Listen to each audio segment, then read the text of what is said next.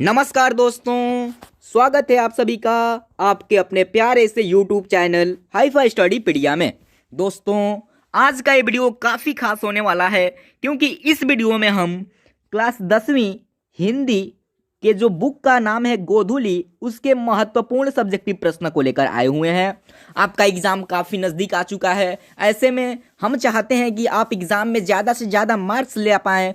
Objective प्रश्नों के साथ साथ आपका सब्जेक्टिव प्रश्न भी क्लियर हो जाए। यही नहीं, केवल साइंस और मैथ में नहीं बल्कि हिंदी और संस्कृत में भी आपके अच्छे नंबर आए, आपकी तैयारी फर्स्ट क्लास हो पाए। इसलिए हम ऐसे वीडियोज़ अपने चैनल पे अपलोड कर रहे हैं। इस वीडियो में हम हिंदी के 5 महत्वपूर्ण सब्जेक्टिव प्रश्नों को देखेंगे जो गोधुली गद्य खंड से लिया गया है। और मुझे विश्वास है इन 5 प्रश्नों में से 1 या 2 प्रश्न तो अवश्य आपके एग्जाम में आ जाएगा। मैं बता दूं कि हम अपने चैनल पे आपका एग्ज़ाम तो 17 फरवरी से चालू होने वाला है। उससे पहले हिंदी के सब्जेक्टिव प्रश्नों के 10 वीडियो अपलोड मैं करूंगा। यानी सभी वीडियोज़ में हम 5-5 प्रश्नों को देखेंगे, यानी कुल 50 सब्जेक्टिव प्रश्नों को हम अपने एग्ज़ाम से पहले देख लेंगे। उसमें सारे अध्याय के पाठ से जो VVI प्रश्न होगा उसे हम लिए हैं। और 10 वीडियोज़ यदि आप कंप्लीट कर लेते हो तो आपके बोर्ड परीक्षा में हिंदी में 95 मार्क्स से ऊपर आएगा, आपका सब्जेक्टिव प्रश्न क्लियर हो जाएगा। साथ ही साथ हम अपने चैनल पे ऑब्जेक्टिव प्रश्न भी डालेंगे। सो आप हर एक वीडियो को देखिए और वीडियो पसंद आए तो प्लीज़ वीडियो को लाइक कर हमारे चैनल को सब्सक्राइब कर दें। देखिए, वीडियो शुरू करने से पहले मैं बता दूं कि मैं इसके पहले यानी 2020 में मैट्रिक का एग्ज़ाम बिहार बोर्ड से दिया था और मैट्रिक बोर्ड एग्ज़ाम में मेरा हिंदी में जो मार्क्स था वो 95 था। हिंदी के मार्क्स के कारण मैंने कुल 457 मार्क्स यानी अप्रोक्स 92% मार्क्स अर्जित कर सिवान डिस्ट्रिक्ट टॉप में अपना रैंक बनाया था। यानी मैं सिवान डिस्ट्रिक्ट टॉपर में 3rd रैंक मेरा था। और मैं मेरा ही अपना नोट्स ही यहाँ पे शेयर कर रहा हूँ। जैसे मैंने प्रश्नों को याद किया था वैसे ही आपको भी वही प्रश्न का उत्तर दे रहा हूँ। उत्तर में आपको एकदम सही सही शब्दों को मेल से बनाया गया है। ये सारे उत्तर मैं बता दूं आपको कि हिंदी में यदि आप 95 या उससे ज़्यादा नंबर लाना चाहते हो तो आपको प्रश्नों के सटीक उत्तर पर विशेष बल देना होगा, शब्दों के शुद्धता पर विशेष बल देना होगा। और यहाँ सारे उत्तर काफ़ी अच्छे तरह से लिखे गए हैं। और ऐसे ही प्रश्न मैं भी अपने एग्ज़ाम में लिखा था। तो आप सारे वीडियोस को देखें, हमारे सभी प्रश्नों को एक नोटबुक में नोट करें और उन्हें याद भी कर लें। चलिए वीडियो को शुरू करते हैं।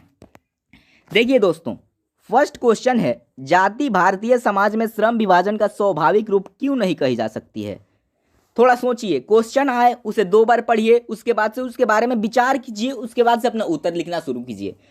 प्रश्न कह रहा है कि जो जाति है उसे भारतीय समाज में श्रम विभाजन का स्वाभाविक रूप क्यों नहीं कही जा सकती है। मैं बता दूं कि भारतीय समाज में जाति के आधार पर श्रम का विभाजन किया जाता है, जाति के आधार पर कार्य का विभाजन किया जाता है। तो क्वेश्चन कह रहा है कि जाति को श्रम विभाजन का स्वाभाविक रूप क्यों नहीं कह सकते, यानी जाति को श्रम विभाजन का सही रूप क्यों नहीं कह सकते हैं। तो आपके पास तो दिमाग है, आप सोच सकते हैं जाति के आधार पर जब श्रम विभाजन होता है तो जैसे कोई व्यक्ति हजाम है तो उसका जाति है, यदि वो कोई व्यक्ति ठाकुर है तो उसका कार्य है कि उसे बाल ही काटना है। लेकिन कोई व्यक्ति ठाकुर है लेकिन उसके बाल काटने में इंटरेस्ट ना हो तो वो कैसे काट पाएगा, वो नहीं काट पाएगा। इसलिए जो जाति प्रथा है वो भारतीय समाज में श्रम विभाजन का स्वाभाविक रूप नहीं कही जा सकती है। चलिए हम देख लेते हैं इसका उत्तर क्या होगा। आप सेम टू सेम यदि एग्जाम में लिखते हैं तो आपको फुल बाई फुल मार्क्स मिलेगा। सारे लघु उत्तरीय प्रश्न में आप पूरा नंबर पाएंगे। देखिए, भारतीय समाज में जाति श्रम विभाजन का स्वाभाविक रूप नहीं है क्योंकि यह व्यक्ति के रुचि और कार्यकुशलता पर आधारित नहीं है। भारतीय समाज में जाति श्रम विभाजन का स्वाभाविक रूप नहीं है क्योंकि यह व्यक्ति के रुचि और कार्यकुशलता पर आधारित नहीं है। जाति प्रथा जो है वो रुचि और कार्यकुशलता पर आधारित नहीं है, सही बात है। इसमें व्यक्ति अपने जाति के पारस्परिक पेशे से जुड़ने के लिए बाध्य होता है, भले ही उसे उसमें रुचि हो या नहीं। यानी कोई ठाकुर का लड़का है, उसे केस काटने में, बाल काटने में कोई दिलचस्पी नहीं है, फिर भी कोई रुचि नहीं है, फिर भी उसे उसी पेशा से जुड़ने के लिए वह बाध्य होता है। अर्थात माता के गर्भ में ही बच्चों का श्रम विभाजन कर दिया जाता है। ये प्रश्न काफ़ी इंपॉर्टेंट था। इसके उत्तर को आई होप आपने देख लिया होगा, पसंद आया होगा और इसे आप अपने नोटबुक में नोट कर लें, याद कर लें। एग्जाम में ऐसे प्रश्न आते हैं, काफ़ी वीवीआई प्रश्न हैं। मैं दूसरा प्रश्न लेकर आया हूँ। पहला जो प्रश्न था वो अध्याय 1 श्रम विभाजन और जाति प्रथा पाठ का एक महत्वपूर्ण प्रश्न था। ये दूसरा प्रश्न भी जो है वो भी श्रम विभाजन और जाति प्रथा पाठ से ही लिया गया है। आपके गोधुली पुस्तक जो है उसमें सारे प्रश्न मिल जाएंगे। दूसरा प्रश्न कहता है, जाति प्रथा भारत में बेरोजगारी का एक प्रमुख और प्रत्यक्ष कारण कैसे बनी हुई है? बताइए, जाति प्रथा जो है वो भारत में बेरोजगारी का एक प्रमुख और प्रत्यक्ष कारण कैसे बनी हुई है? मैंने जस्ट आपको बताया कि इसमें व्यक्ति के रुचि और कार्य कुशलता पर ध्यान नहीं दिया जाता है। यदि आपको अपने जाति के कार्य करने में रुचि ना हो तो आप उस कार्य को कैसे कर पाइएगा? यानी कोई चमार है, उसे मोची बनने में रुचि ना हो तो वो मोची वाला कार्य कैसे कर पाएगा? नहीं कर पाएगा, और जब नहीं करेगा तो बेरोजगार बनेगा। जाति प्रथा जो है भारत में बेरोजगारी का एक प्रमुख और प्रत्यक्ष कारण बनी हुई है। मैं आपको प्रश्नों को समझा दे रहा हूँ क्या कह रहा है, उसके बाद से कुछ आपके उसके बारे में बता दे रहा हूँ, उसके बाद से अपना सॉल्यूशन अपना आंसर आपको दिखा रहा हूँ।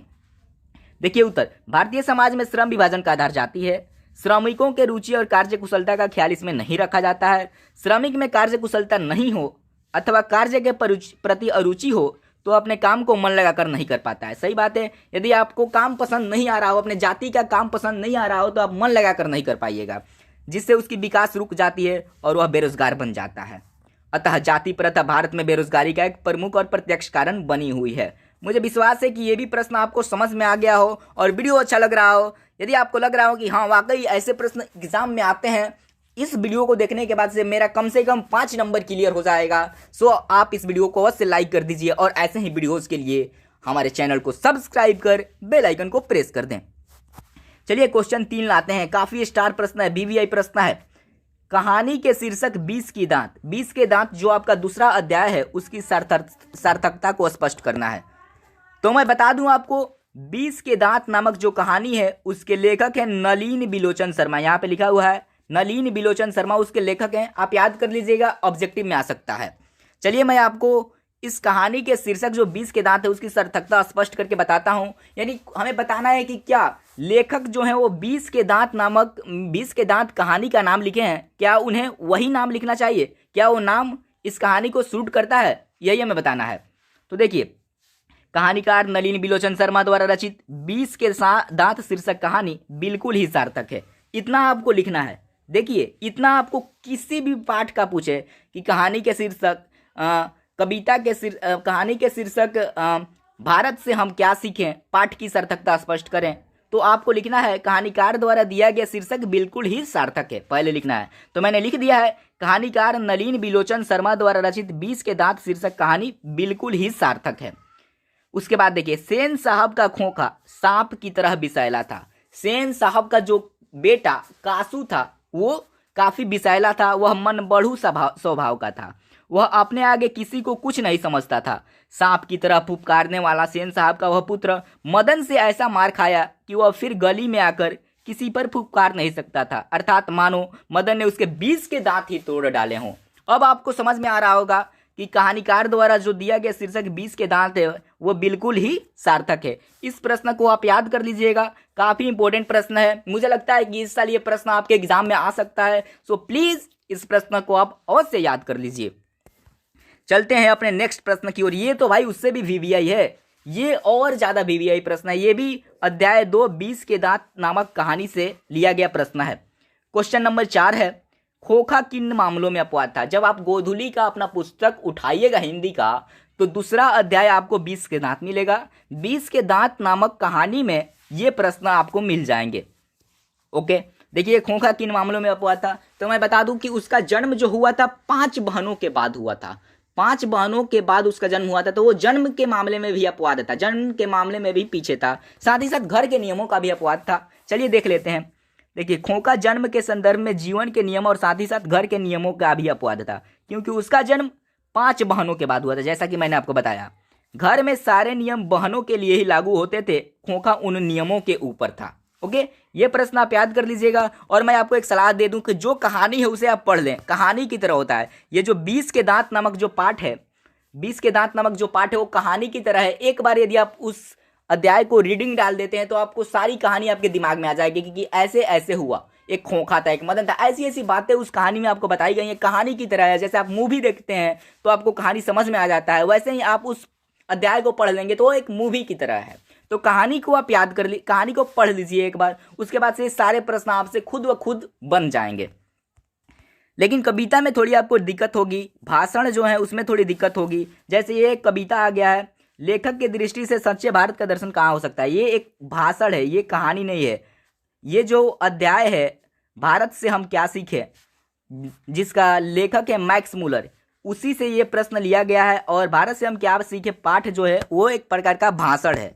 ओके, तो इसमें आपको कुछ प्रश्न याद करने होंगे। मैं बता दूं कि ये प्रश्न जो है वो आपके अध्याय 3 भारत से हम क्या सीखे, जिसके रचनाकार हैं मैक्स मूलर, उसी अध्याय से लिया गया है। प्रश्न है कि लेखक की दृष्टि से सच्चे भारत का दर्शन कहाँ हो सकता है और क्यों। तो भाई यदि आप उस पाठ को पढ़ोगे तो आपको मालूम चलेगा कि लेखक कह रहे हैं कि सच्चे भारत का दर्शन गांव में हो सकता है। क्यों हो सकता है? क्योंकि यहाँ पे पुरानी संस्कृति अभी भी है, प्राचीन रीति रिवाज है, भाषा है, संस्कृति है, रहन सहन है, भाईचारा है। सो सच्चे भारत का दर्शन गांव में हो सकता है। चलिए मैं देख देता हूँ, उत्तर आपको बता देता हूँ। लेखक का मानना है कि गांव में ही भारत का आत्मा निवास होता है। भारत का आत्मा गांव में ही निवास करता है। यहाँ पे करता है आप लिख दीजिएगा। भारतीय संस्कृति का केंद्र गांव है। भारत के गांव में ही प्राचीन रीति रिवाज, भाषा, संस्कृति, रहन सहन एवं भाईचारा देखने को मिलता है। अतः लेखक के अनुसार सच्चे भारत का दर्शन गांव में ही हो सकता है। आई होप आप इस प्रश्न को भी समझ गए होंगे। तो अंत में मैं कहूंगा कि ये 5 प्रश्न काफी इंपॉर्टेंट है। आपको इन 5 प्रश्नों को याद कर लेना चाहिए। और आपको ये प्रश्न याद हैं, आप इन प्रश्नों को समझ गए हैं तो काफी अच्छी बात है। आपका बोर्ड में 5 नंबर क्लियर हो गया यहाँ से।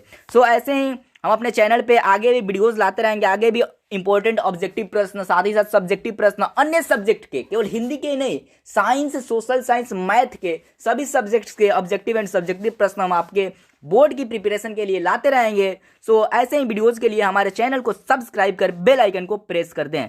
तो जाते जाते मैं आपसे कहूँगा कि हम अंत में आपसे एक प्यारे से मुस्कान के साथ विदाई लेना चाहते हैं। जल्दी हाजिर होंगे एक नए वीडियो के साथ। तब तक के लिए जय हिंद, वंदे मातरम, पढ़ते रहें, ऑल द वेरी बेस्ट।